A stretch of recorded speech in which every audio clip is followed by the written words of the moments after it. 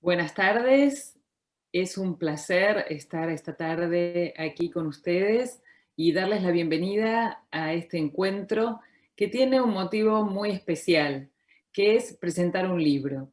Presentar un libro supone asistir a algo así como un alumbramiento, algo muy especial, a una presentación en sociedad de algo que llevó mucho tiempo, esfuerzos diversos, que requirió una suma de voluntades para que viera la luz.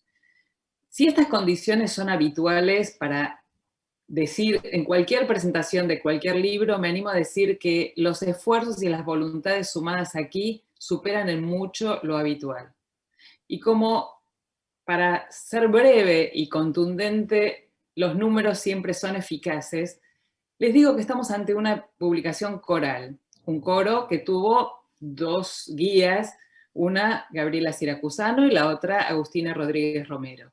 Este coro incluye 52 autores que dieron lugar al desarrollo de un libro en 3 grandes secciones, con 29 capítulos, más una introducción, una publicación profusa en imágenes, gráficos, documentación, ensayos de investigación originales. En fin, es un libro enorme, enorme en el sentido más amplio del término, ya que entre otras cosas también permite optar por su versión en castellano o en inglés. Ambas cuidadosamente editadas, diseñadas y publicadas por el equipo de Duntref, que es la editorial de la Universidad de 3 de Febrero, y con el generoso apoyo de la Getty Foundation. Decía que se trata de un libro coral, y dado que son los especialistas en la materia americana los que van a tomar la palabra a continuación, me limitaré a situar en qué espacio académico se incubó este libro. Decía que contó con el subsidio de la Getty Foundation, en el marco de un programa específico, Connecting Art Histories.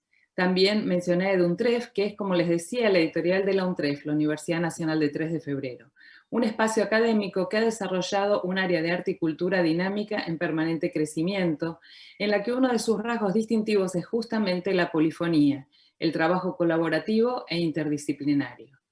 Palabras que forman parte de la introducción de esta publicación, que forman parte del espíritu de nuestro trabajo y que hace que la sinergia entre este proyecto y los demás proyectos, para quienes estamos más desde adentro, sea absolutamente afirmativa. El área o Departamento de Arte y Cultura de nuestra universidad, lejos de establecer compartimientos entre formación de grado y posgrado, investigación y desarrollo, circulación académica y circulación social de los conocimientos, ensaya estrategias para transitar articuladamente entre unas y otras acciones, entre unas y otras maneras de dar continuidad y de enriquecer las disciplinas que nos atraviesan. Asimismo, su instituto de investigación, conocido por todos como el IAC, busca poner en diálogo distinto tipo de investigaciones, incluyendo no solo aquellas ligadas a las ciencias sociales y a las humanidades, sino también las que conducen a la producción artística contemporánea en el sentido más amplio posible, así como a la curaduría y, por supuesto, a la cuestión material. Es justamente por esto que hace ya varios años llamamos a un concurso público para desarrollar en el seno del IAC, del Instituto de Investigaciones en Arte y Cultura, y sus centros y programas, y los centros y programas que nuclea, un espacio nuevo y específico dedicado a los estudios de materialidad en arte moderno, en el sentido más extenso de la modernidad y contemporáneo.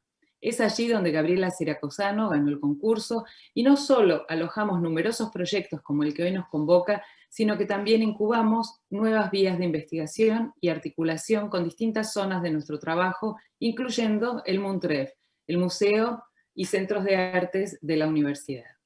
Es entonces en este espacio académico plural y dinámico en donde este libro alcanza su desarrollo y forma final, convirtiéndose en un punto de convergencia de numerosos trabajos y desarrollos que se dan también en otros espacios, universidades, colecciones, laboratorios, museos, que son, digamos, aquellos sitios en donde cada uno fue incubando su propio trabajo y que converge en este gran libro. Este libro que se desarrolla al calor de la idea que sostiene el proyecto, una idea que está ritmada por 10 preguntas que aparecen en la introducción, además de todas las preguntas que están presentes en los trabajos. Y este libro que integra todos estos trabajos, creo que está destinado a ser una publicación fundadora, dado que es portador de una perspectiva original en su pluralidad de miradas y matices. Como todo libro de investigación, y como decíamos recién, está fundado en numerosas preguntas que van respondiéndose a lo largo de sus páginas para abrir otras nuevas. Y esto es lo, a mi juicio, más apasionante de estar hoy aquí asistiendo a esta presentación, ya que tengo la certeza de que con este libro, como decía el querido Héctor Esquenone, estamos instalando un ladrillo más en los cimientos de la historia del arte. Y me arriesgo a agregar un ladrillo con mayúsculas, ya que es un trabajo especialmente generoso en la cantidad de materiales que despliega, de pensamiento, de información, de datos, destinado a abrir nuevos caminos y a sembrar futuros trabajos. Por todo esto, dejo ahora la palabra a quienes van a profundizar en esta investigación y nos van a poner más en la clave de las pistas que este enorme libro da. Y ellas son, y voy a ir, si ustedes me permiten, presentándolas y dándoles la palabra, así vamos introduciendo ya estas otras voces que van a recorrer, ayudarnos a recorrer el libro y a su vez, antes de presentarla, quiero dar un saludo del rector, Aníbal Josami, que por estar en otro evento paralelo no puede asistir, pero que manda un cordialísimo saludo y una felicitación muy calurosa a todos los autores y en especial, bueno, a quienes han sido las directoras de coro y a la Getty Foundation por su colaboración sostenida. Entonces ahora sí me da ganas o creo que es necesario, presentar a Ilona Katzeu, que es curadora y jefa del Departamento de Arte Latinoamericano del Los Angeles County Museum of Art, LACMA, y sus áreas de interés incluyen la pintura de castas en la América Española y el mundo atlántico, la pintura novohispana, la historia del coleccionismo y la conexión entre las culturas globales en el mundo moderno temprano. Ilona, te escuchamos. Bienvenida. Un placer estar con ustedes. Permítanme nada más compartir mi pantalla.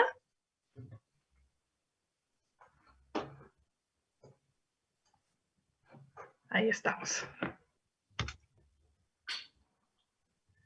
Buenas tardes. Es un honor participar en la presentación del libro que nos da cita esta tarde, Noche para los colegas en Europa, coordinado por las doctoras Gabriela Siracusano y Agustina Rodríguez. Lo primero que hay que destacar es que se trata de un libro increíblemente ambicioso, con un total de 32 aportaciones y casi 500 páginas, además de tratarse de una edición bilingüe. El esfuerzo que supone coordinar un tomo de esta envergadura es digno de mención, y la verdad es que cuando recibí el libro no me esperaba algo así.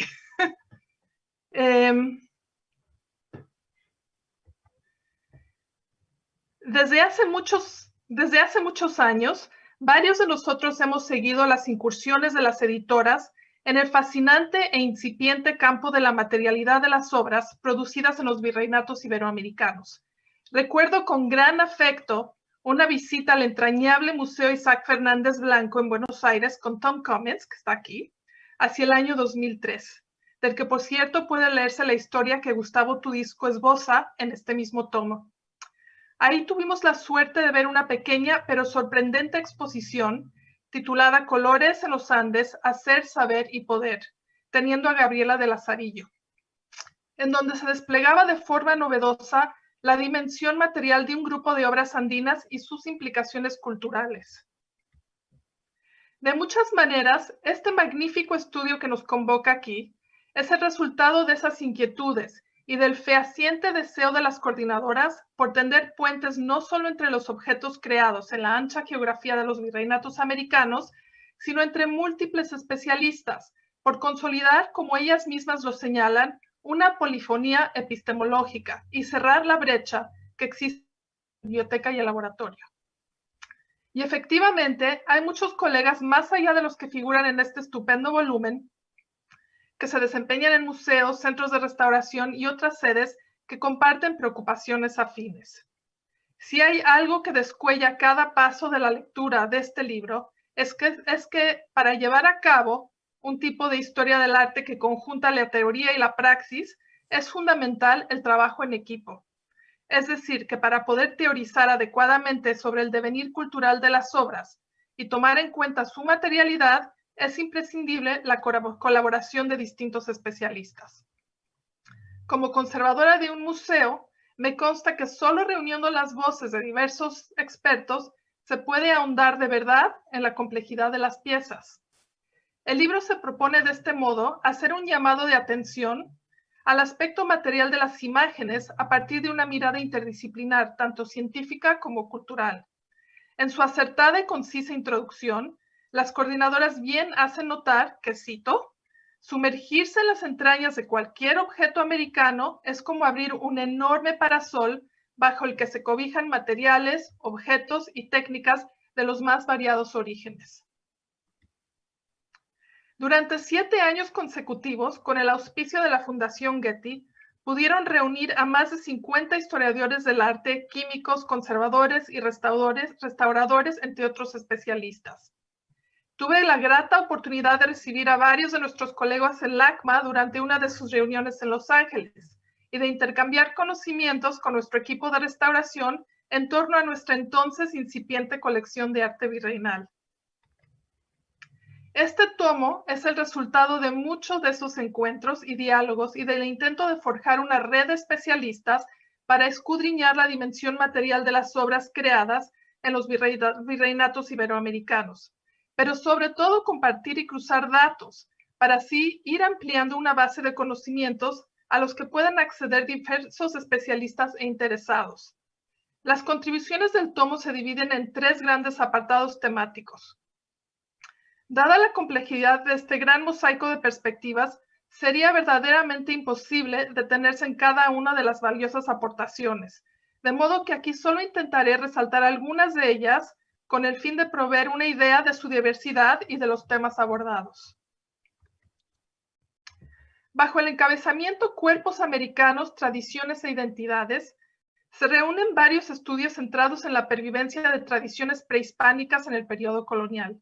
La especialista en tejidos andinos Elena Phipps se ocupa de un grupo particular de textiles, ideados con enorme pericia técnica y material para captar la luz y brillar. Estas prendas refulgentes se mencionan en importantes fuentes del siglo XVII, en donde se vinculan con las túnicas portadas por los reyes incas y con contextos festivos. Como señala la autora, aunque aún no estamos capacitados para decodificar del todo su significado cultural, las prendas podrían haberse ideado con el fin de insuflarles cierta carga o energía, mismas que se activarían con el movimiento y la luz. No en balde, una acepción del término cumbi camayo, que suele traducirse como maestro tejedor, también puede entenderse como poseedor de una fuerza o energía específica, o como animar.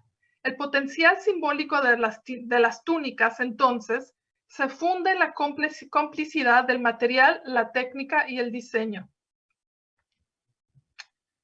El equipo de Davide Domenecci, David Butti, Constanza Miliani y Antonio Scamelotti, por su parte, que trabajan desde Perugia, ha tenido la excepcional oportunidad de analizar científicamente 8 códices prehispánicos y 4 coloniales, y los resultados han sido verdaderamente sorprendentes. Por ejemplo, detectaron que si bien durante el periodo prehispánico los pigmentos minerales estaban fundamentalmente ligados con la pintura mural y los orgánicos con los códices, probablemente debido a su peculiar brillo, tras la llegada de los españoles, esa línea se desdibuja y comienzan a introducirse pigmentos minerales en los libros coloniales, como es el caso del oro pimente. Sin embargo, concluyen que dicho giro no se debió necesariamente a la introducción de nuevos pigmentos venidos de Europa, sino a cambios culturales más profundos, en donde los libros paulatinamente perdieron su carácter sagrado. 3 interesantes textos se ocupan de la utilización y técnica de lacas locales impermeables en la decoración de los vasos ceremoniales de madera incaicos, conocidos como queros, así como en una gama de objetos seculares y religiosos producidos en la región de Pasto, Colombia y en Quito.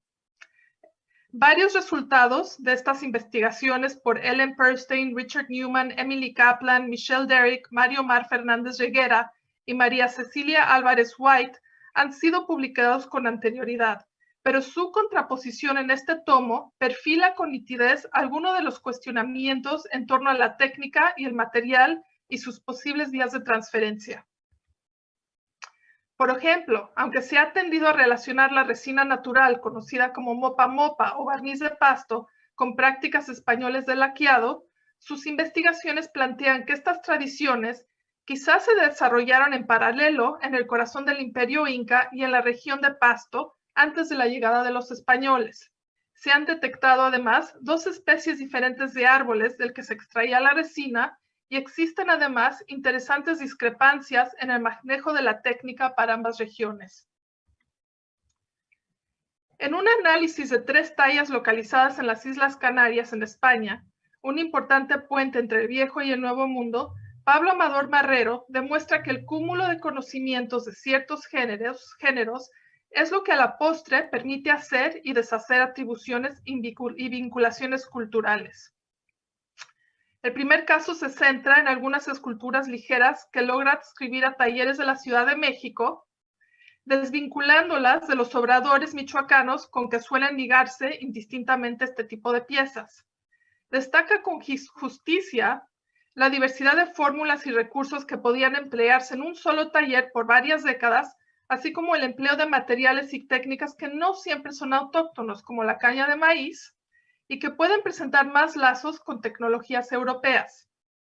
En el segundo caso, recupera una impresionante efigie guatemalteca del siglo XVIII que representa a la Virgen de Guadalupe y la historia de su encargo, conectando algunos de sus recursos, como la cuidadosa diferenciación de los tonos azules empleados para el manto de la Virgen y las alas del angelote, con el único tratado pictórico que surge del contexto novohispano, Maravilla Americana de Miguel Cabrera de 1756, reflejando la importancia de crear una imagen tridimensional fidedigna respecto del icono original. El último caso es una de desatribución. Se trata de una talla de la Inmaculada Concepción realizada en alabastro labrado y policromado, un tipo de imagen que suele asociarse con los talleres de Huamanga en Perú. El autor, en cambio, llama la atención a los obradores de Trapani en Sicilia, donde se produjeron piezas de alabastro semejantes, y a la necesidad de reconsiderar la adscripción de algunas piezas que se consideran peruanas a estos talleres sicilianos, pero también de ahondar más en los posibles nexos entre ambas tradiciones. En la segunda sección del libro, denominada Topografías materiales, diálogos entre dos mundos, se reúne el grueso de las contribuciones. El texto de Marisa Gómez y Pedro Pablo Pérez se enfoca en algunos aspectos materiales y técnicos de las obras de Zurbarán y Murillo, 2 pintores de quienes hay constancia documental y material del envío de obras al Nuevo Mundo. Para el caso de Portugal, Ana Calvo aporta un texto que aborda las tipologías pictóricas que no parecieron extenderse del mismo modo en el ámbito hispanoamericano, pero sí en Brasil, en específico ciertas obras sobre tabla y las pinturas móviles que se empleaban en retablos para ocultar otras imágenes. En ambos casos, la conexión con tradiciones americanas no queda suficientemente sustentada, pero futuros trabajos quizá pueden retomar estos interesantes planteamientos para deslindar los procedimientos que pudieron de facto o no repercutir en las obras de sus congéneres hispanoamericanos. Bárbara Anderson recupera una peculiar serie de 9 acuarelas que retratan a 8 reyes incas. Las láminas, que datan del siglo XVI, se albergan en la Biblioteca Angélica de Roma. La autora destaca las leyendas al calce en castellano, en los que se describen minuciosamente los colores de las prendas, denotando el interés generalizado en Europa, en este caso posiblemente por parte de algún anticuario italiano, por los tintes que procedían del nuevo continente. En este caso sería interesante entender mejor si este tipo de ilustración respondía predominantemente a la curiosidad europea por culturas foráneas en los años inmediatos a los viajes de descubrimiento y conquista, o más bien a algún propósito ulterior relacionado con la comercialización de pigmentos americanos, del que la grana de cochinilla, por ejemplo, se tornó en una valiosa moneda de cambio. El texto de Tom Cummins también se ocupa de aguadas, pero de un modo muy distinto, para desenmarañar la relación entre los 3 únicos manuscritos ilustrados que se conocen del periodo colonial en el Perú, y así constatar la autoría de uno de ellos, la Historia General del Perú, de Martín de Murúa. La posibilidad de analizar el manuscrito dentro del marco del Museo Getty y acceder a distintas tecnologías permitió realizar un acucioso análisis de las ilustraciones desde un punto de vista científico, pero aquí también entró en juego un cuidadoso análisis estilístico, punto que merece subrayarse, ya que el estudio de muchas de estas obras es especialmente fecundo cuando convergen múltiples métodos de análisis. Hay que mencionar que este estudio había sido publicado antes por el Getty, pero el integrarlo en este volumen contribuye a su difusión, esta vez en castellano. Esta misma mirada atenta a la materialidad permitió cuestionar la autoría de otra obra icónica del periodo virreinal, la famosa talla cusqueña del Cristo de los Temblores. Tras hacer un detallado repaso de la historiografía y la vinculación de sus materiales presuntamente locales con un origen autóctono indígena, en verdad ya todo un mito fundacional, Pablo Amador se lanzó a estudiar la pieza desde el punto de vista de sus componentes materiales y hechura, planteando ahora como hipótesis que la afamada pieza del siglo XVI en realidad pudo haberse realizado en algún obrador de la Ciudad de México y tratarse de un producto de exportación novohispana, del que existen muchos casos documentados. Este estudio, tan delicado como el de otras imágenes de culto vivo, como el de la Virgen de Guadalupe para el caso de México, se destaca precisamente por desmantelar este tipo de mito originario, lo que Amador designa como hagiografía épica, que luego asume un cariz nacionalista, pero es importante señalar que ello no contraviene de ningún modo la devoción que se debe a la imagen. Al señalar los fundamentos materiales que desmitifican ciertas atribuciones, se suman más elementos a su hagiografía, una historia que también atañe a la circulación o movilidad de las obras de arte durante una época en que las efigies desempeñaban un papel protagónico en las nuevas feligresías. Varios textos abordan el espinoso tema del estilo, una cuestión de vital importancia en nuestro campo, dada la tendencia a describir varios de los objetos como copias, a menudo defectuosas o imperfectas, del arte europeo.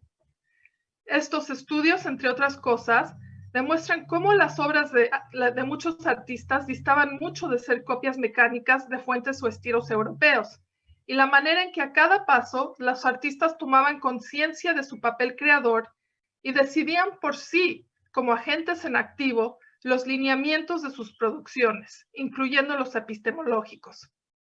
Estos procesos creativos podían transitar los espacios de la negociación o disensión, pero escasas veces el de la imitación a ciegas.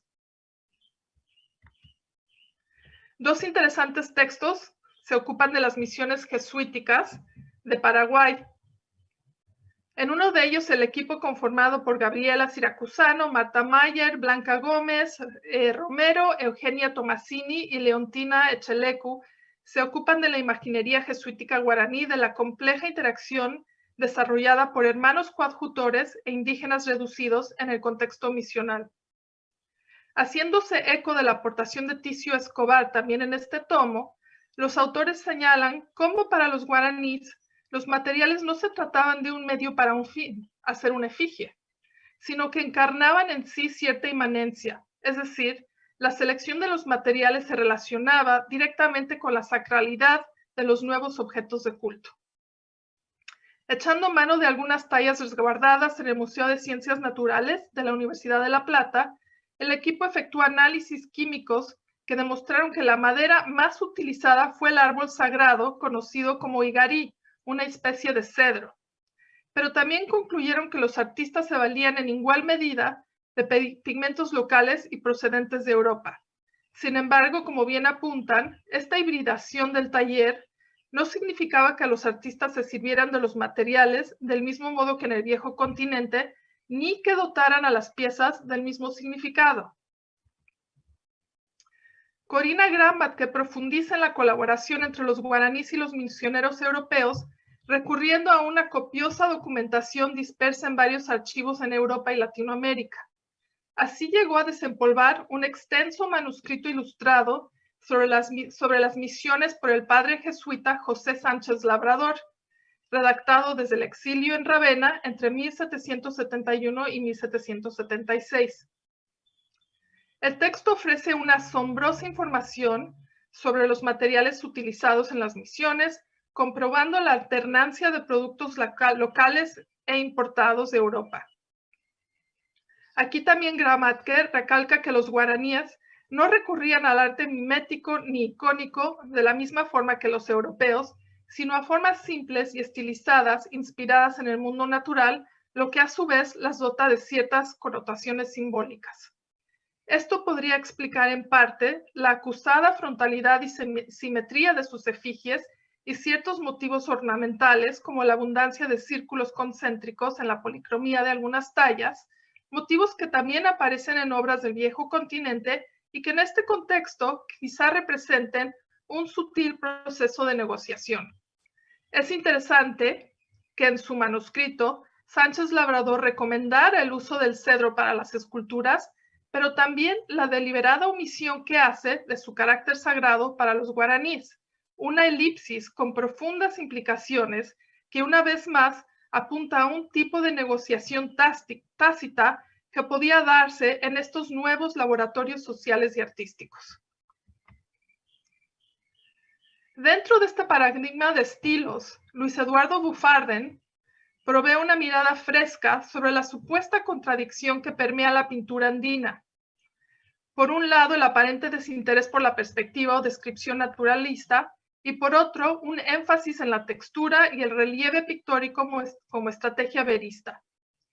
Ejemplifica esta disyuntiva mediante los casos de las imágenes escultóricas de culto, una modalidad que arraigó con fuerza, sobre todo en la pintura cusqueña, desde donde se difundió al resto de los Andes. A primera vista, las imágenes generan la sensación de hieratismo y planimetría. Su cuota de verismo se ciñe a los tejidos y otros elementos ancilares de culto, con su evidente efecto táctil. La extensa aplicación del sobredorado o brocateado es otro recurso estilístico del que se valieron los artistas para subrayar la sacralidad de las efigies o llamar la atención a ciertos símbolos. Este interés por la textura y el relieve pictórico se usó también en el ambiente cosmopolita de Lima, como se ejemplifica en la obra de Cristóbal Lozano. Es interesante que el pintor de la independencia por antonomasia, Gil de Castro, siguiera valiéndose de alguno de estos recursos para resaltar las nuevas insignias de poder, como medallas y otras condecoraciones militares, con lo que, como explica Buffardén, se da una suerte de continuidad estilística entre el antiguo régimen y la pintura independista. El trabajo de Buffardén forma una mancuerna perfecta con el del equipo conformado por Néstor Barrio, Federico Eisner Sagües y Fernando Marte, donde consignan sus observaciones acerca de la técnica pictórica de Gil de Castro.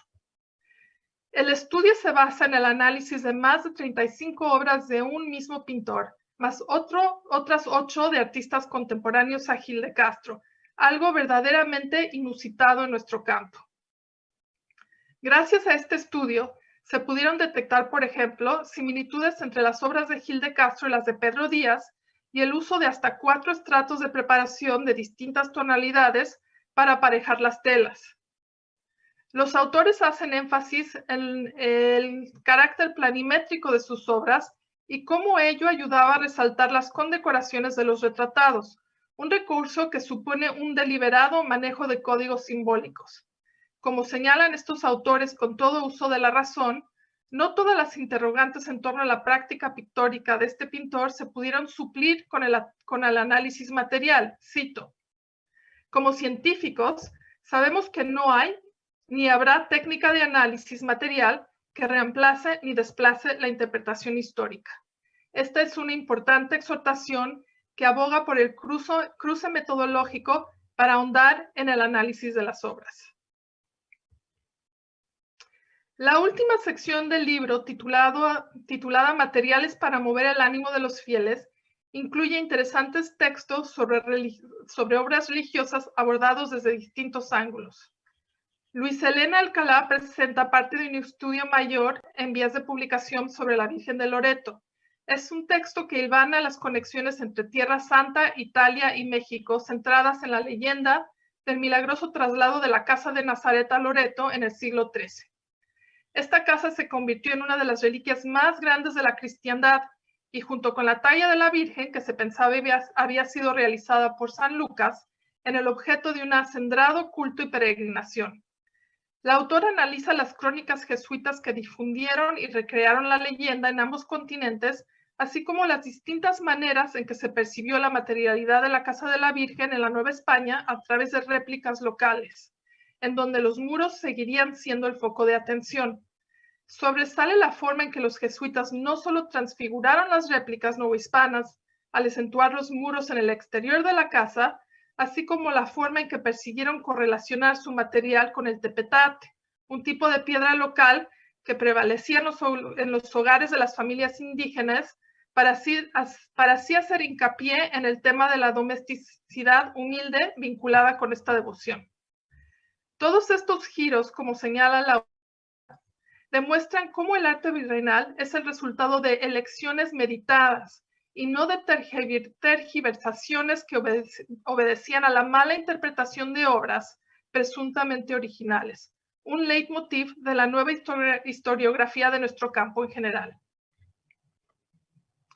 Un texto de Gabriela Siracusano, Marta Mayer, Eugenia Tomasini y Carlos Rualanda sobre otra imagen de culto célebre del siglo XVI, la Virgen de Copacabana de Francisco Tito Yupanqui, contrasta el dramático relato de su hechura, consignado por Ramos Gavilán en 1621, con el análisis técnico de la pieza a la que tuvieron la fortuna de acceder.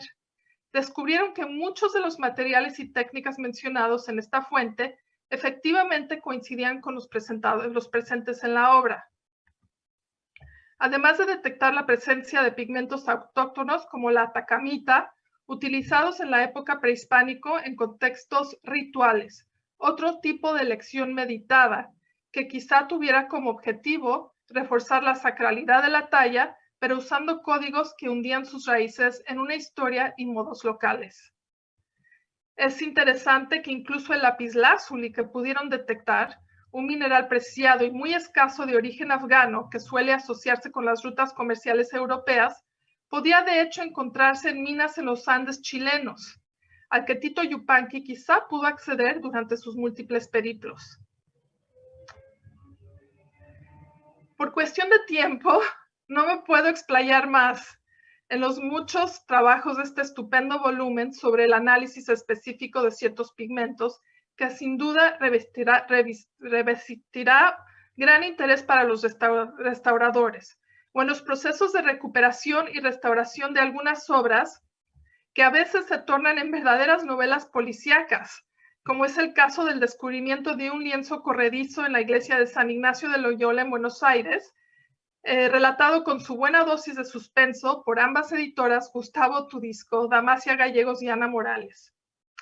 Solo queda felicitar a Gabriela Siracusano y Agustina Rodríguez y a todos los autores que en estas páginas nos recuerdan que para poder aproximarnos mejor a los sustratos de significación que emanan de las obras, es simplemente fundamental inspeccionar su materialidad. Y desde ya les digo que este es un libro fundacional en el campo. Muchas felicidades a todos.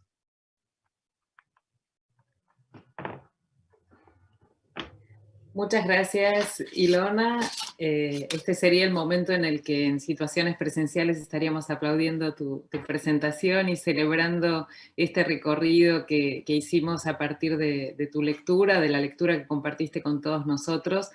Y voy a dar ahora, quizás sería bueno si puedes dejar de compartir la pantalla para, mientras tanto, gracias, dar paso a otra voz que va a compartir su mirada sobre el libro, que es la de Silvia Centeno, que es investigadora del Departamento de Conservación e Investigación Científica del Metropolitan Museum of Art de Nueva York, Se especializa en las técnicas y materiales de los artistas y los procesos de deterioro en pinturas, fotografías y obra plana sobre papel.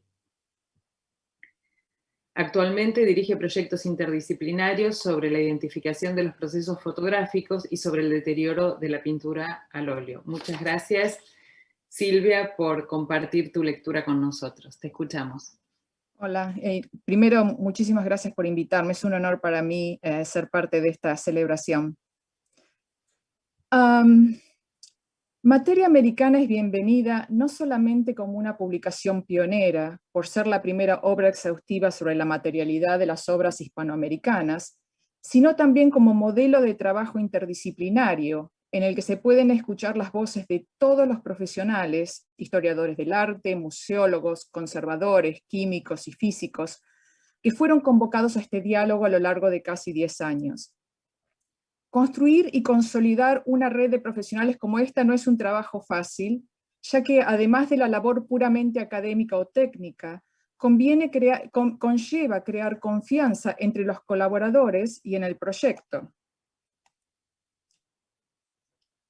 Materia Americana abre nuevos caminos en parte, convidando a otros investigadores a través de una edición bilingüe. En Estados Unidos, el crecimiento del interés en la producción artística de Latinoamérica es palpable en muchas instituciones culturales y se refleja en compromisos públicos por parte de estas instituciones a convertirse en espacios más inclusivos que promuevan el diálogo en el continente americano. En la ciudad de Nueva York, en los últimos 10 años, el Museo Metropolitano de Arte ha consolidado su compromiso de exhibir y coleccionar obras de arte creadas durante el período colonial en América Latina. Sin embargo, esta no es una idea nueva. En 1911, casi 40 años después de la fundación del museo y antes del establecimiento del ala estadounidense en el Met, uno de los fundadores del ala alentó la creación de una exposición permanente que mostrara la grandeza artística del México colonial en la ciudad de Nueva York. Lamentablemente, en ese momento, la junta directiva no adoptó plenamente esta idea. Rhonda Cassell menciona que, entre las causas de esta postura desfavorable, se encontraban el énfasis eurocéntrico que prevalecía entre los curadores y coleccionistas de la época, y las ideas en torno a la calidad de las obras realizadas en México, como derivadas del arte español peninsular. En consecuencia, la producción artística de Latinoamérica durante el período colonial no fue reconsiderada hasta que el Met nombró a Rhonda Cassell como curadora de arte colonial latinoamericano en el año 2013 y a José Luis Lazarte como conservador dedicado a pinturas coloniales en el 2016. Desde entonces, el Met ha concentrado esfuerzos y recursos en exhibir, estudiar, conservar y preservar obras de arte de Hispanoamérica, pero todavía tiene un camino muy largo por recorrer para poder presentar una idea completa de los logros artísticos de la región. Entonces, es también en este contexto que la publicación de Materia Americana no podría ser más oportuna. Las obras que el libro ilumina abarcan tejidos andinos, manuscritos pictóricos de Mesoamérica y de Perú, queros andinos, esculturas coloniales en Colombia, pinturas murales en claustros en México y en iglesias en Rutas de la Plata, y esculturas jesuíticas guaraníes, entre muchas otras. Con materiales que han sido estudiados en otros ámbitos y de los que, por lo tanto, sabemos bastante más, pero también materiales que empezaron a ser investigados más recientemente como materiales artísticos, como la caña de maíz, el maguey y la resina mopa mopa. Hoy voy a compartir muy brevemente algunas observaciones hechas desde las perspectivas de la química y de la ciencia de la conservación, sobre algunos de los más de 30 capítulos de Materia Americana. Pero como es imposible reflejar en 15 minutos la riqueza de todas y cada una de estas contribuciones, la mía será necesariamente una mirada a vuelo de pájaro. Materia Americana muestra cómo es posible, a partir de la inspección y el análisis de metales, maderas, piedras, plumas, pigmentos, tintes, fibras, medios aglutinantes, barnices, cerámicas, y de la interpretación de los resultados en el marco de un diálogo interdisciplinario, conocer, por ejemplo, de dónde provienen estos materiales, cómo circularon y cómo fueron distribuidos, entender las elecciones de los artistas, si hay materiales y técnicas que fueron usados exclusivamente en Hispanoamérica, si estos fueron usados en tiempos prehispánicos, y si es así, cómo se adaptó su uso a partir de la conquista. También muestra que es posible interpretar el testimonio de las fuentes históricas a la luz de los resultados de los análisis. Las contribuciones a materia americana abren una ventana que nos permite asomarnos al universo de la evidencia material, un universo que va desde lo macro a lo microscópico, y demuestran que esta evidencia no es un detalle marginal o secundario, sino crucial para responder a muchas preguntas desde la perspectiva de la historia del arte. ¿En qué consiste esta evidencia material? Y aquí de nuevo el artículo sobre la Virgen de Copacabana. Y aquí tenemos entonces un ejemplo que refleja la riqueza de la información que se puede sacar de los análisis de unas pocas partículas microscópicas. El texto del cronista Alonso Ramos Gavilán, fechado en 1621, detalla minuciosamente los incidentes vividos por el artista indígena Francisco Tito Yupanqui durante la creación de la imagen sagrada de Nuestra Señora de Copacabana en el siglo XVI, a fines del siglo XVI, y las situaciones indignas y dolorosas, vergonzosas a las que fue expuesto durante este proceso. Este artículo entrelaza este testimonio escrito con lo que uno podría caracterizar como la evidencia forense. El trabajo mostró la presencia, por ejemplo en el manto de la Virgen, de pigmentos que eran comercializados en la región andina, como la azurita y el rejalgar, dos materiales que también aparecían en fuentes ligadas al proceso de extirpación de idolatría como parte de rituales. Asimismo, se identificó la presencia de otro pigmento que nunca había sido reportado en la paleta andina. A la derecha abajo tenemos una muestra microscópica que se tomó de la pintura en el velo verde y dorado de la Virgen que Ilona mostró también. Mirando al microscopio y analizando esta muestra con métodos analíticos muy sensibles, los autores vieron que aquí se usaron dos técnicas que fueron muy utilizadas en la escultura policromada española, el dorado al agua y el estofado. El dorado al agua consiste en aplicar una hoja de oro sobre una capa de arcilla roja, que tiene la función de adherir esta hoja de oro al sustrato. En el estofado, se aplica color sobre una capa de oro y luego se raspa para generar motivos que dejan parcialmente al descubierto al oro subyacente. El estofado se usaba, por ejemplo, para imitar telas suntuosas como brocados. Los análisis químicos mostraron que el pigmento verde es el mineral de cobre atacamita, un compuesto que también puede prepararse en un taller. En este caso, la morfología prismática y tamaños no uniformes de los cristales verdes y su carácter translúcido indicaron a los autores que el pigmento es natural. La presencia de impurezas de hematita y yeso en la capa de atacamita y la existencia de abundantes depósitos del mineral en el desierto de Atacama en Chile también favorecen la hipótesis de una fuente natural. La atacamita nunca se había reportado en la paleta andina. Es más, hay indicios de que este material tenía una tradición de uso en ritos previa a la llegada de los españoles, tradición de la cual Tito Yupanqui formaba parte, y por lo tanto, la identificación asigna a este pigmento en la imagen de la Virgen un significado simbólico, ligado a usos rituales ancestrales. La gran mayoría de las técnicas analíticas que los científicos usamos para estudiar las obras fueron inventadas y desarrolladas para responder a preguntas de otros campos, como el de la química, la física, la ingeniería, a veces la geología o la medicina. Inevitablemente se presentan casos en los que estas técnicas no nos dan todas las respuestas que buscamos, entonces es necesario contribuir a mejorarlas. Los esfuerzos enfocados en mejorar estos métodos analíticos y los frutos de estos esfuerzos a lo largo de los años se reflejan prominentemente en contribuciones a materia americana, por ejemplo, en el estudio de las técnicas pictóricas en códices de Mesoamérica, aquí a la izquierda, o en el estudio sobre los pigmentos negros de carbón, a la derecha.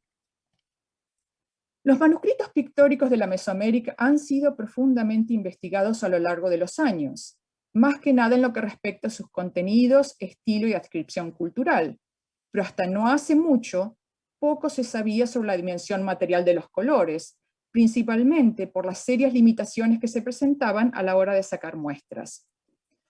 El desarrollo relativamente reciente de técnicas analíticas no invasivas, del cual los autores de esta contribución están entre los pioneros, con el establecimiento en el año 2004 del laboratorio móvil basado en la Universidad de Perugia, cambió radicalmente esta situación. Estos avances permitieron llevar a cabo campañas de análisis en las que los investigadores viajaron con todo el equipamiento a museos, bibliotecas y otras instituciones culturales a estudiar manuscritos en forma completamente no invasiva. Y así contribuyeron a entender los procesos complejos que tuvieron como una de sus consecuencias cambios en la paleta tradicional prehispánica durante el siglo XVI. Entonces, el diálogo que el proyecto de Materia Americana inició y plasmó en este libro es también oportuno, porque abre caminos en momentos en los que el desarrollo de estas técnicas ha pegado un salto importante y nos permite estudiar obras, muchas veces en forma completamente no invasiva, y sacar información con la que solamente hubiéramos podido soñar hace 15 años. Los materiales en la mayoría de las obras son heterogéneos, muchas veces con compuestos orgánicos e inorgánicos estructurados en formas complejas. Los procesos de deterioro a menudo involucran interacciones en las interfaces de estos componentes, con degradaciones en uno desencadenando reacciones químicas y cambios físicos en otro. La observación y los análisis minuciosos, entonces, son indispensables para establecer la condición de conservación de las obras. Si algún proceso de deterioro ha ocurrido, si este proceso está activo, y si es así, cuánto ha avanzado, y, de ser posible, cuáles serán sus consecuencias a largo plazo. Pero también es crucial el diálogo que vemos aquí cristalizado entre científicos, profesionales de la conservación e historiadores, para determinar qué hacer, por ejemplo, cuando el deterioro de una obra es parte de su función como objeto de devoción y o parte de su historia. Si estas marcas del paso del tiempo, de la interacción física con los espectadores y con el medio ambiente, deben ser preservadas, y si es así, ¿cómo? La naturaleza de los materiales y cómo fueron usados por el artista o por un conservador o restaurador en el pasado, también son cruciales para saber cuán sensibles son las obras a las condiciones ambientales, y por lo tanto, imprescindibles para guiar su preservación. No hay un único conjunto de condiciones ambientales de temperatura, humedad relativa e iluminación que sea adecuado para todos los materiales. Además, es necesario entender cómo interaccionan estos materiales con los que se usan para exhibirlos en los almacenamientos. Cada material que se usa para construir una vitrina, pintar las paredes de un museo, pegar las baldosas y construir marcos y anclajes, debe ser cuidadosamente evaluado para asegurarse de que no emita gases dañinos.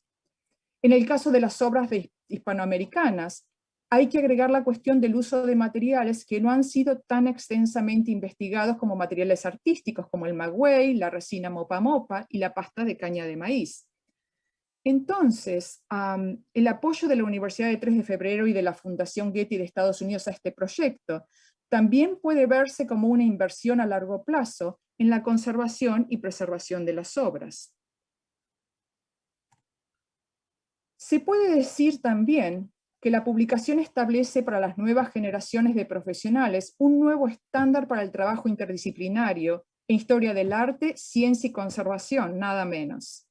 Entonces, este será desde ya un libro de referencia, y su publicación, más que la conclusión de un proyecto, será sin duda el comienzo de nuevos debates.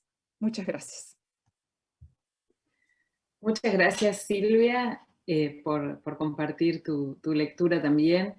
Y realmente me da mucho placer ahora darle la palabra a las dos editoras del libro, a las dos investigadoras que estuvieron atrás de este bordado cuidadoso que llevó a integrar cada uno de estos trabajos con cada una de sus imágenes, con cada una de sus piezas en esta publicación. Y me refiero a mi queridísima amiga y cómplice de cuestiones académicas y de otras, Gabriela Siracusano, que es doctora en Teoría e Historia del Arte por la Universidad de Buenos Aires e investigadora principal del CONICET, directora del Centro de Investigación en Arte, Materia y Cultura, que pertenece al Instituto de Investigaciones Arte y Cultura de la UNTREF, profesora titular regular de esta misma universidad y de la Universidad de Buenos Aires, profesor de la Tinker Professor de la Universidad de Texas entre el 18 y el 19. Getty Postdoctoral Fellow entre 2003 y 2004, John Simon Guggenheim Fellow entre 2006 y 2007, y Getty Scholar en 2016.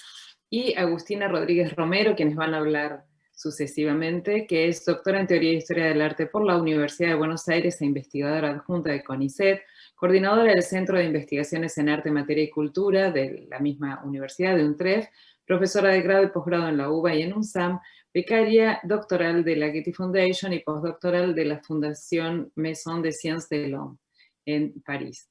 Dejo ahora entonces a ustedes la palabra y las escuchamos.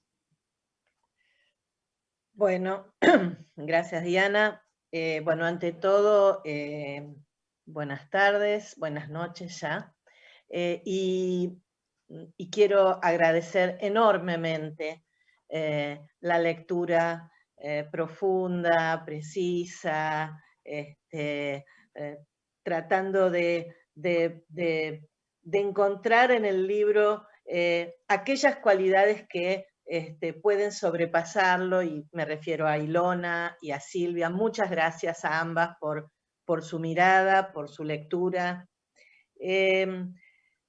Yo solo a mí me gustaría solamente reponer que este aspecto de la materialidad, y particularmente de las obras hispanoamericanas, latinoamericanas, viene a reponer algo que historiográficamente durante mucho tiempo quedó apartado de los discursos en pos de la búsqueda ya sea de sentidos en términos de significado, la búsqueda de una identidad, la búsqueda de estilos propios americanos, ¿no? Recordemos cuando se habló desde los años 30 en la búsqueda de un estilo mestizo.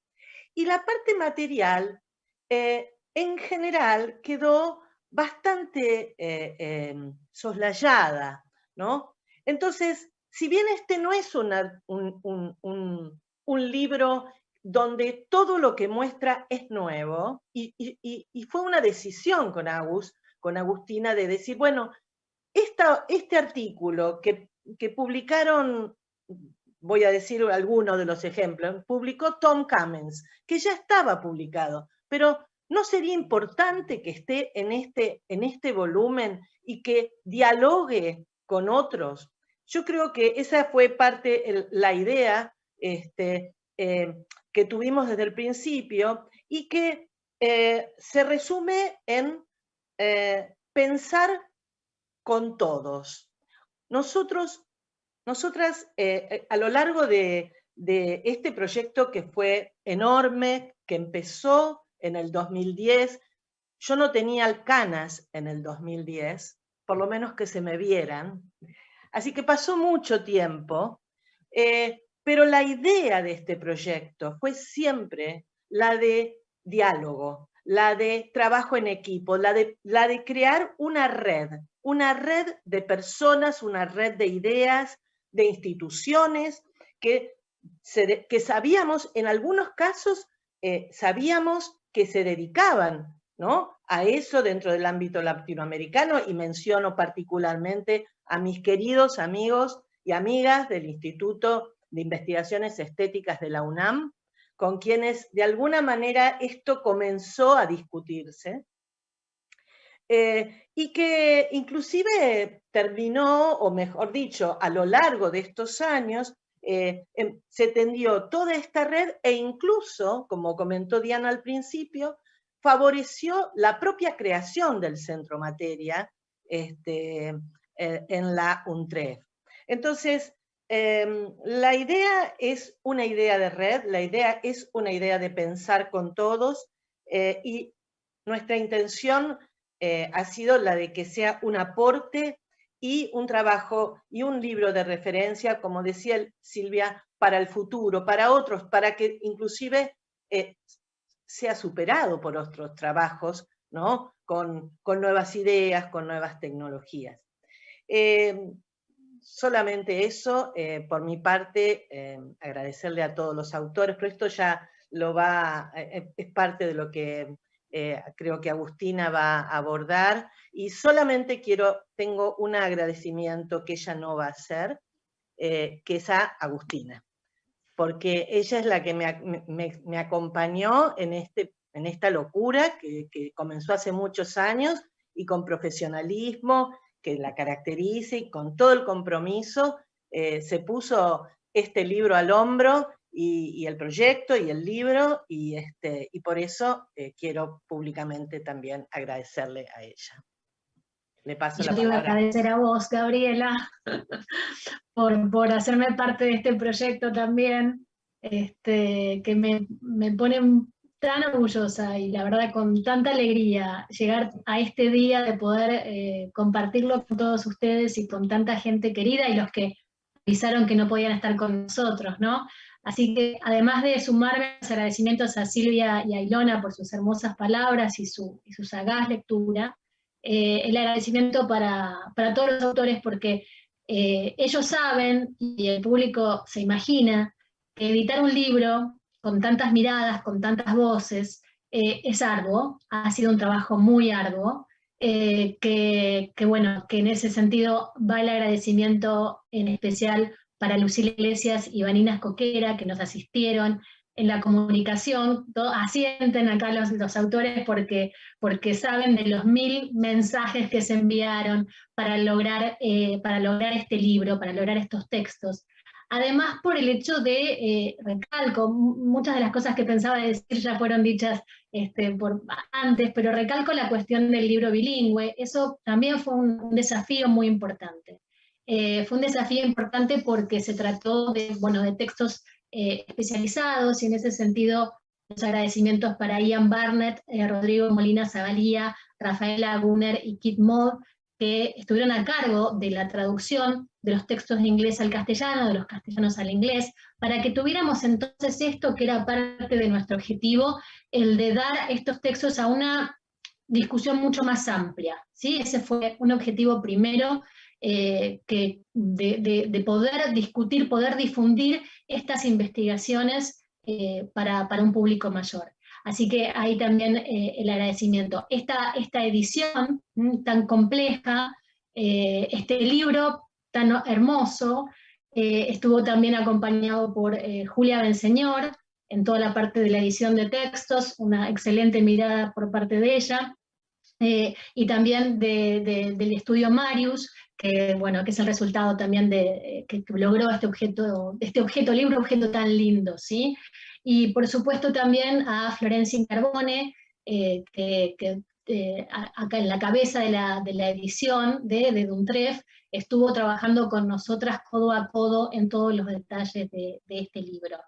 El agradecimiento para cada uno de los autores, por supuesto, por su compromiso, por su paciencia infinita también, por la comprensión de los tiempos que nos atravesaron a lo largo de todo este proyecto.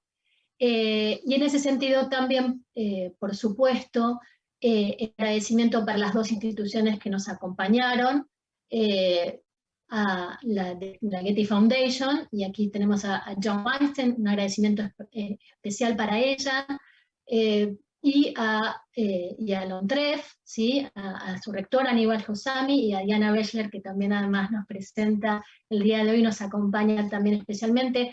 Estas dos instituciones nos acompañaron y de una manera comprensiva también. Eso fue muy importante para nosotras, contar con el apoyo constante, atravesando, como les digo, momentos bastante complicados, como todos saben.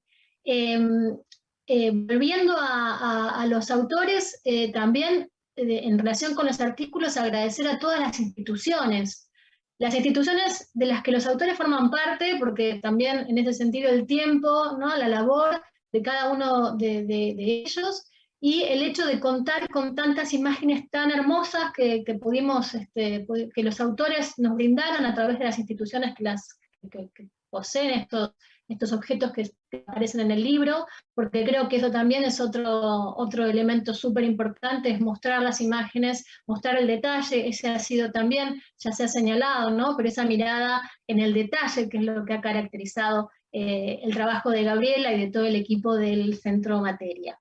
No me olvido de mucho más, también agradecer el hecho de que el libro ha tenido una importante repercusión, y mencionar entonces que obtuvimos 2 menciones honorables, 2 honorable mentions, la del ALA, RV Foundation, y la del Eleanor Tufts Award en este 2021, así que eso también importante para nosotras. Y nada más que compartir con ustedes mi alegría y mi agradecimiento profundo para todos los que nos acompañaron. Me gustaría entonces ceder la palabra a John Weinstein, que nos acompaña aquí y a quien ya decía, estamos muy agradecidas.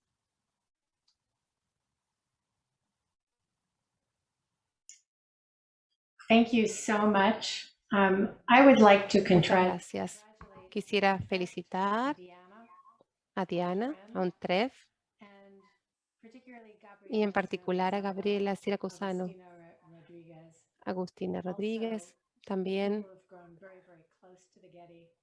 la gente que se ha vuelto muy cercana a Getty, también los autores que estuvieron involucrados en lo que se llama esta obra magistral. Este proyecto ha sido muy especial para nosotros de muchas maneras.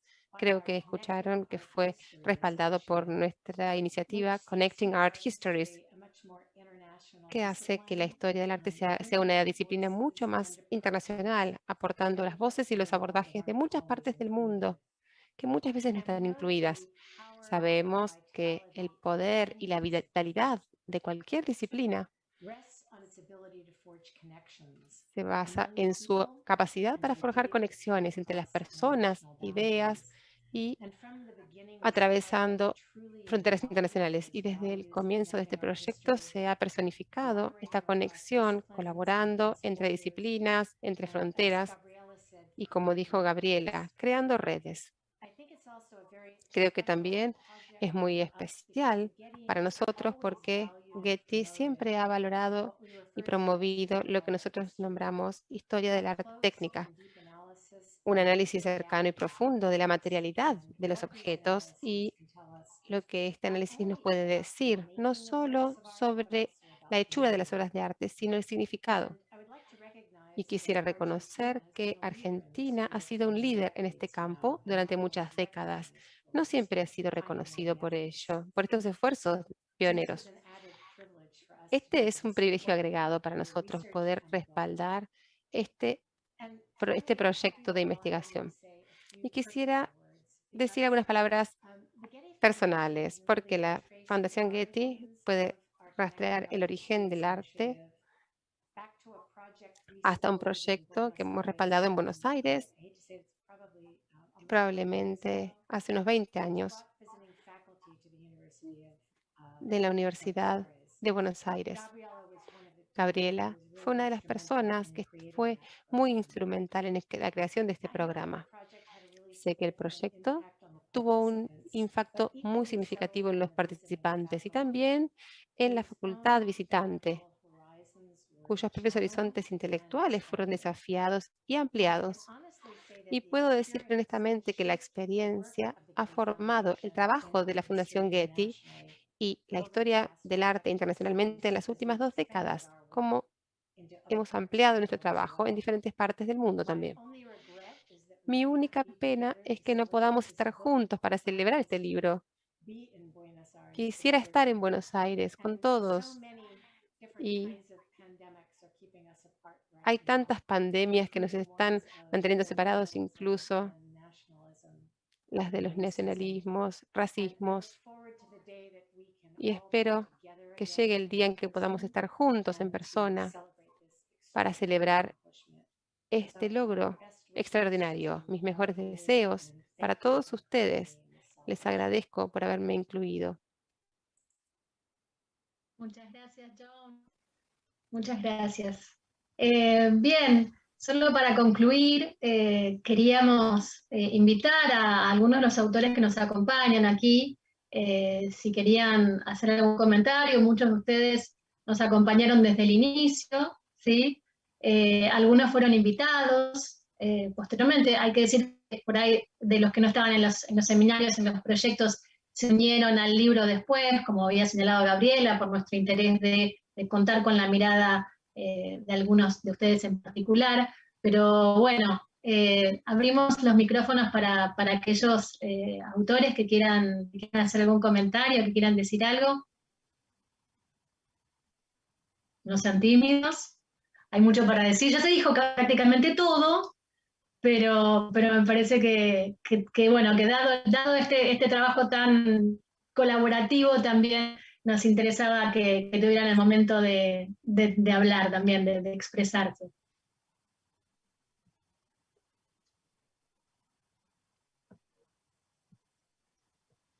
Todos tímidos, ni siquiera Pablo Amador va a hablar, qué locura.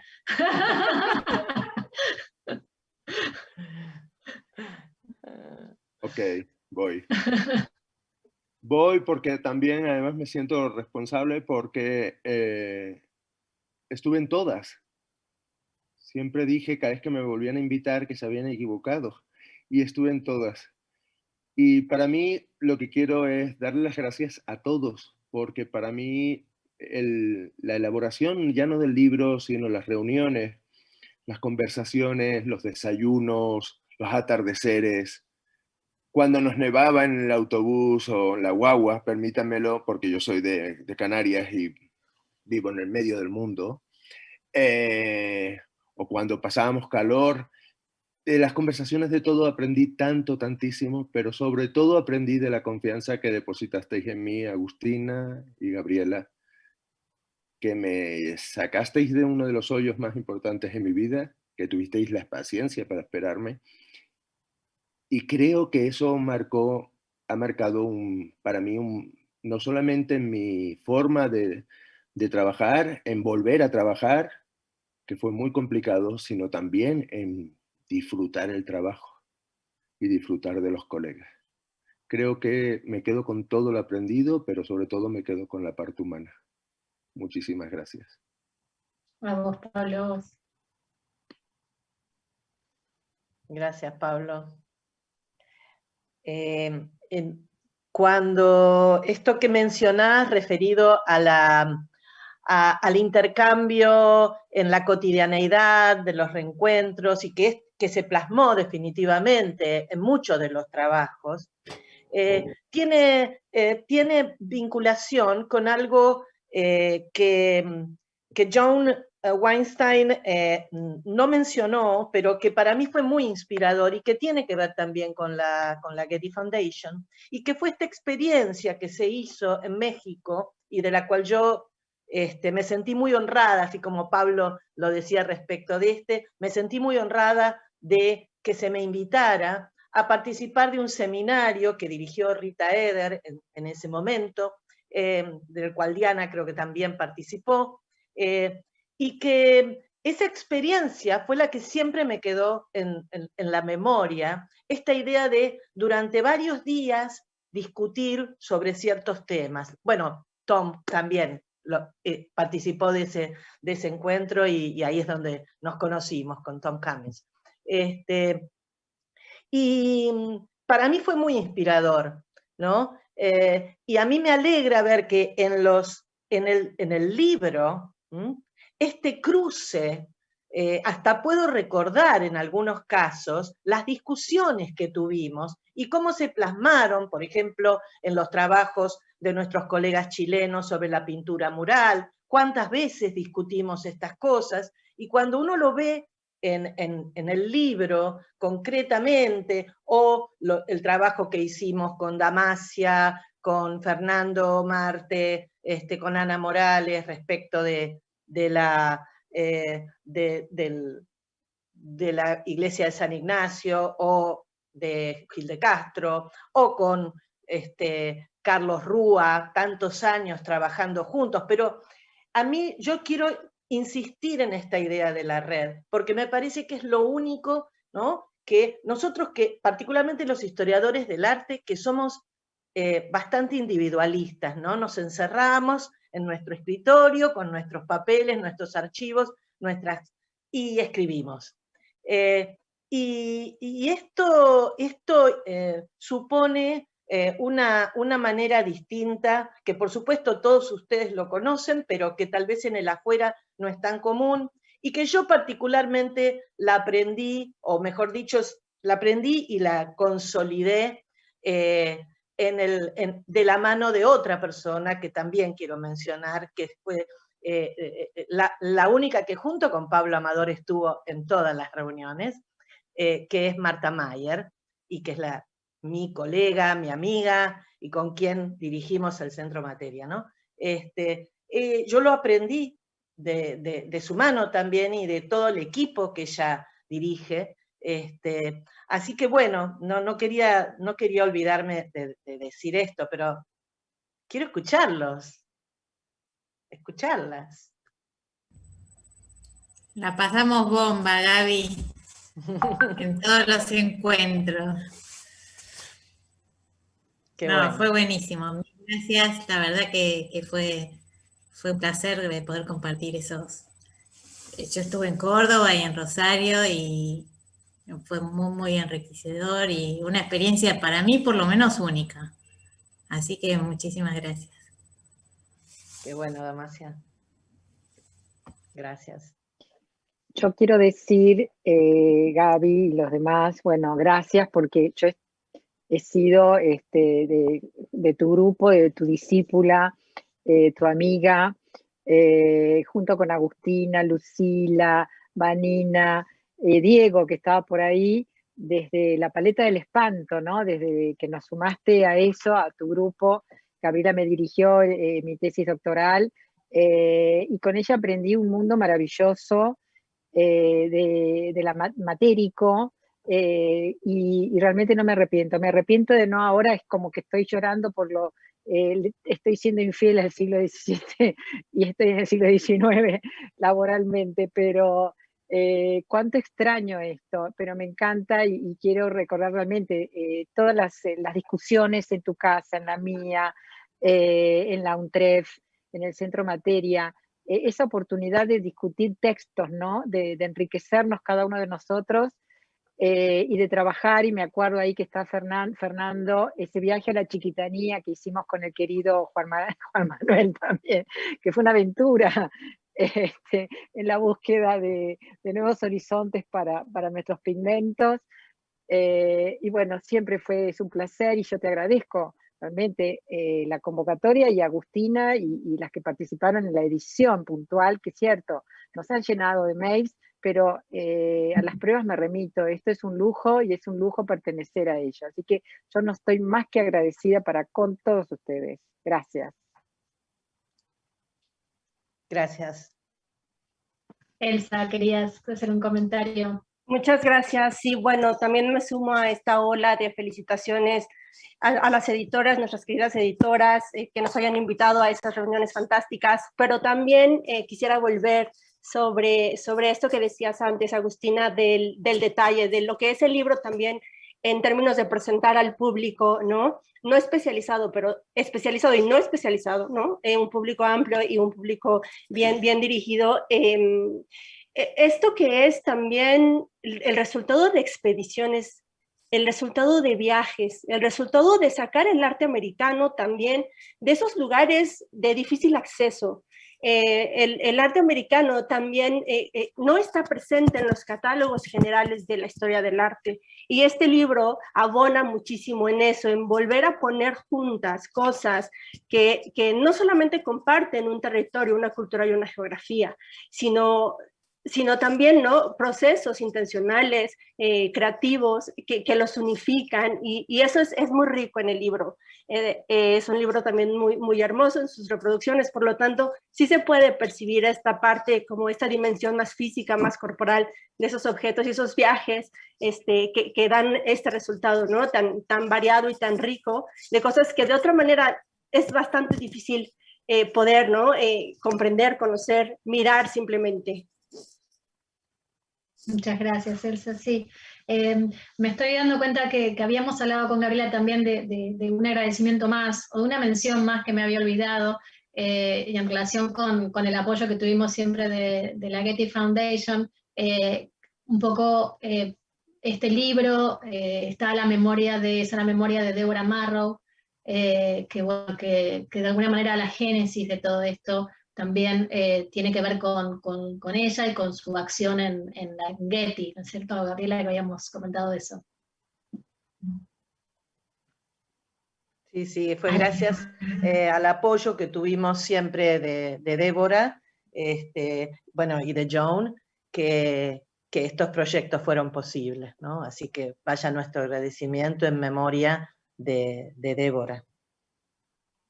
Yo quería también unirme a las felicitaciones, Gabriela, Agustina, y a todos los compañeros y amigos con los que he convivido todas estas reuniones. Yo estuve en 2 y para mí fue una experiencia de lo más feliz. Eran redes que ya teníamos medio formadas de antes, porque yo creo que a bastantes de vosotros os conozco hace muchos años. Pero la verdad es que eso fue una idea muy buena que fortaleció estas redes, que nos dio la oportunidad de conocer a mucha gente nueva que trabaja en estos ámbitos y con los que yo desde luego pues, he coincidido, a lo mejor no en las reuniones, pero sí pues, Eugenio Tomasini, o sea, gente que ha intervenido en estas reuniones. Yo no he coincidido con ellas, pero sin embargo pues me ha abierto puertas y bueno, pues me ha facilitado también conocer a mucha gente. Entonces, de verdad os felicito y os agradezco muchísimo también a que me hayáis invitado, Gabriela, y bueno, pues aquí estamos para continuar en todo eso. Muchas gracias. Gracias, Rocío. ¿Alguien más? Yo levanté la mano. No te vi. Perdón, ¿interrumpí a alguien? No. Okay. Bueno, pues yo también solo felicitarla, decir que estoy muy envidiosa de Pablo, que fue a todas las reuniones, no solo fui a 2, no, pero realmente creo que sí es fundamental, como dices, es increíble cómo pasa el tiempo. Creo que finalmente sí somos gente que nos leemos, que conocemos nuestro trabajo, algunos ya lo conocíamos, algunos conocimos a nuevas generaciones o a gente que hace otras cosas, ¿no? Lo que era muy interesante de estas reuniones es que a lo mejor reunía gente que no estaba exactamente trabajando los mismos temas y las mismas regiones y que bueno, que es como realmente interesante poder reunir científicos, historiadores del arte puros y duros, ¿no? O sea, estos tantos cruces entre regiones, maneras de ver y creo que sí es imprescindible, ¿no? Ahora que estamos en las pandemias, sí, podemos hablar a través de las redes, podemos leernos, pero estar juntos, vivir juntos estas experiencias, creo que sí constituye cognitivamente, ¿no? De una manera distinta nuestras experiencias y también, pues eso nos permitió, yo no conocía Rosario, ¿no? Rosario para mí fue un lugar muy, muy interesante, ¿no? Y bueno, sí, conocer como otros lugares, ¿no? No siempre estar en las capitales, ¿no? Que también es algo muy, muy importante. Pero bueno, yo las felicito muchísimo, el libro quedó precioso y pues a mí lo que me encantaría es que esto continúe, ¿no? Porque en realidad creo que apenas es como una primera mordida a los enormes problemas que presenta la materialidad en América y estos diálogos con Europa, ¿no? Estas paradojas, ¿no? Como lo que hace Pablo y cosas así, ¿no? De que la técnica que consideramos americana resulta ser europea y estas cosas que me parece que la única vía es la materialidad. Entonces las felicito muchísimo por su enorme trabajo y por este diálogo y les mando un fuertísimo abrazo a todos. Me da muchísimo gusto verlos. Abrazos. Gracias, Sandra. Gracias. Muchas gracias. Ana quería hablar, me parece. Ana había levantado la mano, ¿no? Sí. Bueno, buenas noches a todos. Bueno, también reitero las felicitaciones que son especialmente para ustedes, pero para todos los que participamos también. Quería decir que 2 cosas. Una, que yo estoy feliz con el libro. Feliz de participar, feliz de tenerlo materialmente también. Me gusta mucho como la construcción del libro, me gusta mucho leerlo y me gusta mucho mostrárselo a mis amigos. Y lo otro que quería contar era traer traer del pasado una reunión que tuvimos en la que estaba Gabriela, en la que estaba Agustina, que tuvimos en la cocina de Tarea, y en la que empezamos a hablar sobre San Luis Gonzaga, y yo la tengo muy presente porque creo que fue, en mi caso particular, la primera reunión relativa a un intento de interdisciplina. Así que yo la tengo como, no sé, la tengo muy presente y como un lindo recuerdo, ¿sí? Así que estoy también orgullosa de haber participado y orgullosa de haber concretado este cruce del que vos hablabas recién, Gabriela, también de haber materializado, ¿sí? Los pensamientos y las maneras de ver los objetos de distintas profesiones en un solo, digamos, dirigidas a una pintura o a lo que quedó de esa pintura. Bueno, felicitaciones. Gracias, Ana. Yo también me acuerdo de esa charla, de esa primera charla. Muchas gracias. No, Fernando. Sí, buenas tardes, buenas noches. Primero, agradecer obviamente a Gabriela, a Agustina, por haberme invitado a participar de esto. La verdad que fue un honor inmerecido totalmente. Después, agradecer a las instituciones, obviamente, que hacen posible esto, UNTREF y el Getty. Y a toda la gente que estuvo trabajando detrás para que este libro hoy pueda estar en nuestras manos, como lo mostraba recién Pablo. Yo también cada tanto voy y lo ojeo de nuevo. Pero si bien lo que nos reúne hoy es la presentación del libro, creo que el libro, o al menos así me gusta verlo a mí, es un corolario natural de una experiencia mucho más grande de la que varios de ustedes ya estuvieron haciendo referencia, ¿no? Y fue una experiencia, la verdad, muy, muy rica. Son ese tipo de experiencias a las que Gaby nos tiene acostumbrados. Y particularmente, entonces, mi agradecimiento a Gabriela porque yo he tenido la suerte de participar en muchas de ellas, incluso algunas previas a las que dan como resultado este libro. Así que muchas gracias. Gracias, Fernando. Muchas gracias.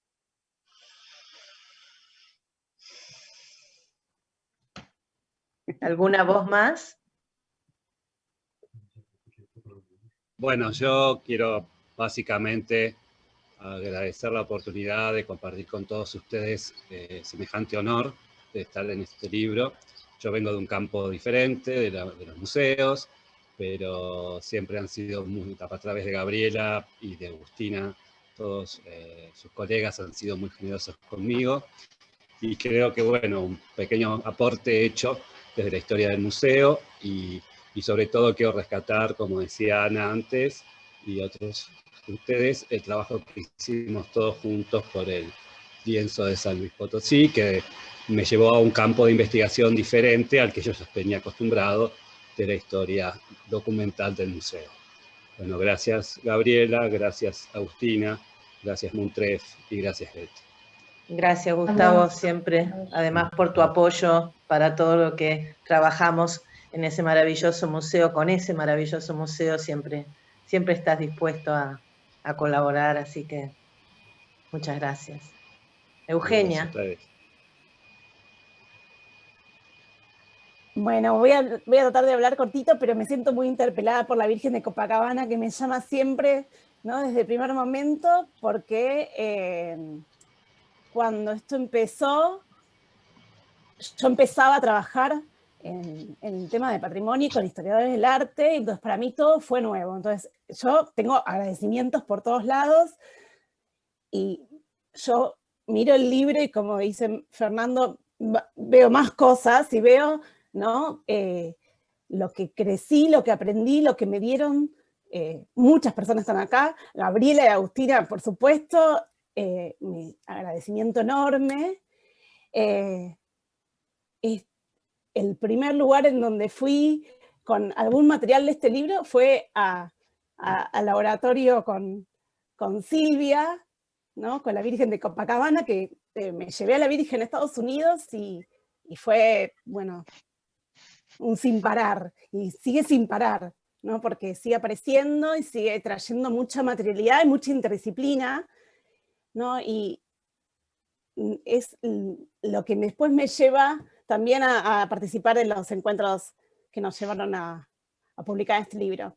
Así que tengo solo agradecimientos de tanto aprendizaje y en especial por ahí algo sí para acotar desde mi trabajo, que es la química, la posibilidad de publicar muchas de las cosas que publicamos en inglés en general, porque nuestra área nos obliga muchísimo, es algo en discusión hoy en las ciencias, ¿no? Las ciencias para qué y para quién, la interdisciplina con las ciencias duras y las ciencias humanísticas.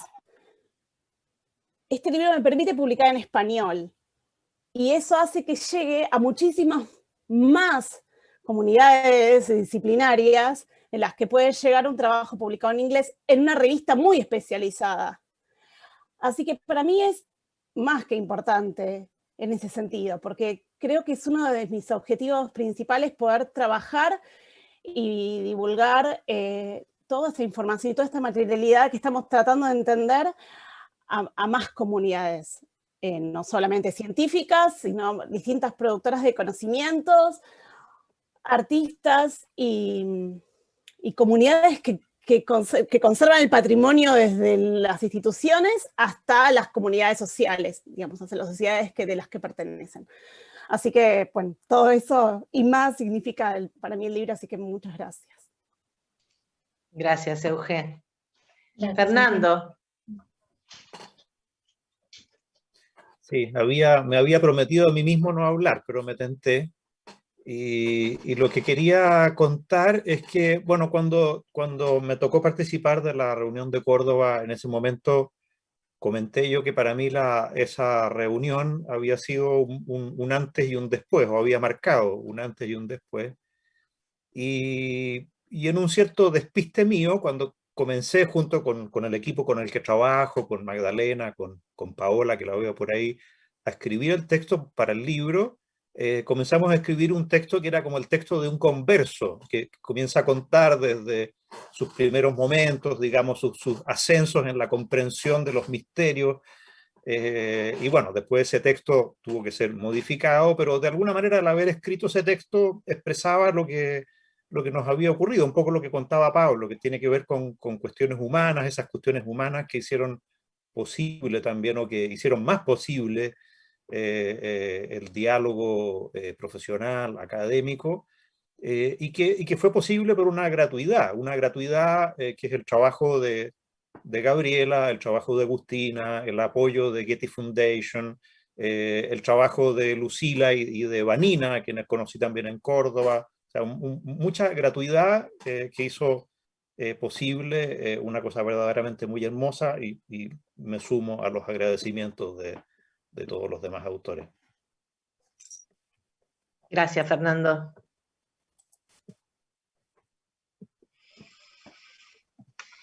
¿Alguien más? ¿Ya tienen su copa de vino? Yo quiero agregar, Gabriela, que mientras nosotros estamos aquí en el Zoom, hay un espacio paralelo que es el YouTube del canal UNTREF, que yo lo fui siguiendo lateralmente para ver si había consultas. Hay muchísimos comentarios, muchísimas felicitaciones aquí. Por lo tanto, también les agradecemos a todos los que están en ese otro canal.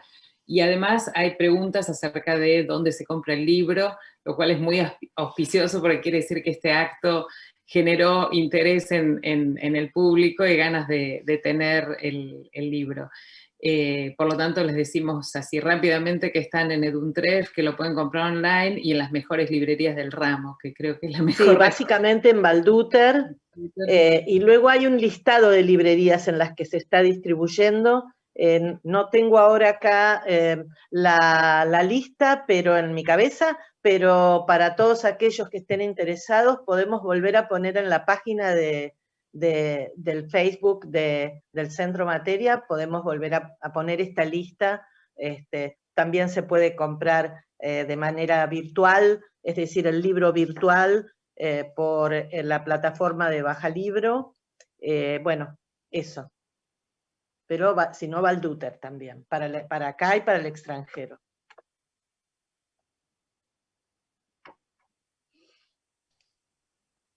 Bueno, si no hay nada más para agregar, me parece que podemos dar por concluido. No sé, Diana, ¿querés cerrar vos? Quiero nuevamente agradecer a todas y todos el habernos acompañado, el estar aquí, el haber disfrutado de estas presentaciones, e incluso de esos intersticios que hablan de la complejidad de la interdisciplina, que son esos pequeños huecos en donde de uno y otro lado de las disciplinas a las que no pertenecemos, nos quedan muchísimas preguntas, muchísimas cuestiones no del todo comprendidas, pero que son las que alientan también a seguir pensando juntos y a seguir entendiendo las otras posiciones. Y desde esas posiciones compartidas, de toda esta complicidad de la que se habló, de esta condición humana de compartir trabajos, de compartir espacios, de compartir incluso descubrimientos, surgen todas estas buenas redes que hablan de que vale la pena seguir pensando y seguir trabajando para alumbrar no solo buenas historias del arte para América Latina, sino también buenos precedentes para construir otras historias del arte, que es lo que nos gusta a todos. Así que muchas gracias a todos y a seguir trabajando. Bueno, yo levanto mi copa y brindo por todos ustedes, y muchas gracias a todos, a cada uno de ustedes y a aquellos que no pudieron estar, vamos a celebrar este nuevo libro, que como dijo Diana al principio, un nuevo libro siempre es algo para celebrar. Gracias.